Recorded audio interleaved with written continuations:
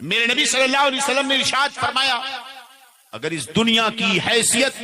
رب کی بارگاہ میں مچھر کے پر کے برابر بھی ہوتی تو کافر کو ایک گھونٹ پانی بھی اللہ نہ دیتا، مگر اس کی حیثیت اللہ کے ہاں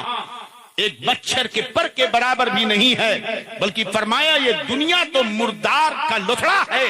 جس سے بدبو آتی ہے، اس کی کوئی حقیقت نہیں۔ آج انسان اسی دنیا کے پیچھے پڑا ہوا ہے، اور اس کا نقصان میرے نبی نے جو فرمایا حب الدنیا راس کل خطیئۃ، دنیا کی محبت ہر مصیبت اور بربادی کی جڑ ہے۔ ذرا آپ سوچئے تو صحیح، اللہ نے جتنی روزی عطا فرمائی ہے اگر اس روزی پر انسان اکتفا کر لے، اللہ جتنا دے گا میں اتنا کھاؤں گا، تو آدمی ایک وقت کا کھانا کھا لے، دوسرے وقت کا کھانا نہ ملے، وہ صبر و شکر کر کے اپنی زندگی گزار لے گا، جھوپڑی میں اپنی زندگی گزار لے گا، دو چار کپڑوں میں اپنی زندگی گزار لے گا، مگر اسی دنیا کی محبت نے اسے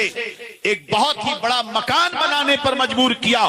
جس کے لیے اس نے رشوت لینے کی کوشش کی، جس کے لیے اس نے سود لینے کی کوشش کی، جس کے لیے اس نے بڈی لینے کی کوشش کی، جس کے لیے اس نے لوگوں کے مال ہڑپ کرنے کی کوشش کی، دھوکہ دینے کی کوشش کی، اور جب ناکام ہوا تو نشے کا عادی بن گیا، ٹینشن میں پڑ گیا۔ نتیجہ یہ ہوا بریانی کھانے کے لیے، اچھے کپڑے پہننے کے لیے، بہترین مکان بنانے کے لیے انسان نے کتنے سارے جتن کر ڈالے۔ وہ بڑا خوش ہے کہ میں نے مکان بنا لیا ہے، وہ بڑا خوش ہے کہ میرے پاس لباس ہے، وہ بڑا خوش ہے کہ میں اپنے بچوں کو بہترین پڑھا لکھا رہا ہوں، وہ بڑا خوش ہے کہ میں اپنے بچوں کو ترقی دے رہا ہوں، لیکن اس وقت اس کی آنکھوں سے آنسو نہیں خون بہتے ہیں جب اسی منحوس دولت کی بنا پر اس کی بیٹی آوارہ ہو جاتی ہے، اسی منحوس دولت کی نحوست سے، اسی جوئے شراب کی لت کی وجہ سے اس کے بچے نشے کے عادی ہو جاتے ہیں،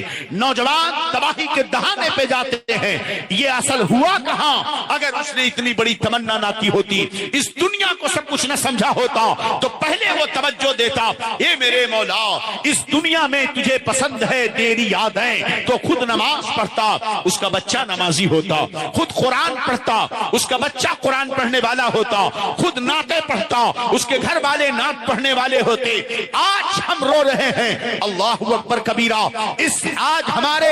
معاشرے کی جو حالت بنی ہوئی ہے اس کا ذمہ دار کون ہے؟ کیا کبھی کسی باپ نے سوچا کہ اس کی بیٹی جو موبائل چلا رہی ہے کیا اس موبائل کو کس طریقے سے وہ استعمال کر رہی ہے؟ کیا کبھی باپ نے سوچا کہ اس کا بیٹا رات میں کہاں گزار رہا ہے؟ آپ سوچتے ہو، روتے ہو کہہ کر کہ بیٹیاں بھاگ رہی ہیں گھروں سے، عورتیں بھاگ رہی ہیں گھروں سے۔ ارے نادانو، تم نے اپنے گھروں میں 36 انچ کے جو ٹی وی لگا کے رکھے ہیں، سود پہ پیسے لا کر جب اس بیوی کو کھلا رہے ہو، ناجائز طریقے سے کما کر کے اپنے بچوں کے جسم میں جو خون تم پیدا کر رہے ہو، یہ بچہ تمہارا مصطفیٰ کا وفادار کیسے بنے گا؟ یہ بیوی تمہاری وفادار کیسے بن سکتی ہے؟ یہ بیٹی تمہاری وفادار کیسے بن سکتی ہے؟ اس لیے کہ سود حرام مال سے جو بھی گوشت بنتا ہے، اللہ کے رسول اس پر لعنت بھیجتے ہیں۔ وہ جسم جنت کا حقدار نہیں ہوتا ہے، بلکہ وہ جسم تو جہنم کا حقدار